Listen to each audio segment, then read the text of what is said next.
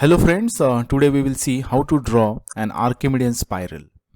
Here in this given example you can see there is a line AB and particle is start moving from B to A with a constant speed, and same time this line rotates with the uniform velocity, angular velocity you can say. So the path traveled by this point along a line, okay, over different locations is nothing but a spiral. So let's start with the example. Construct an Archimedean spiral for one convolution having diameter 120 mm. So let's start with drawing a circle with a diameter of 120 mm. Now divide this circle into 8 parts. One can go with the 12 parts as well. Now consider a radius line which is passing through the 0, okay, and divide this line into 8 equal parts. If you divide the circle into 8 parts, then divide radius line into 8 parts. If you divide the circle into 12 parts, divide this line into 12 parts. Now take a distance from the center of the circle to the one in a compass. Center will remain same for all the arcs, that is center of the main circle.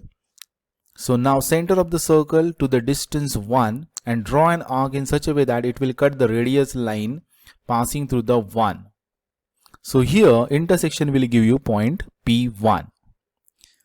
Now again the center of the circle and distance up to 2.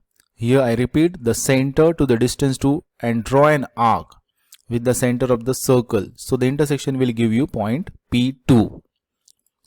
Now again from the center of the circle to the distance 3, draw an arc so that it will cut the radius line 3 to get the point number P3.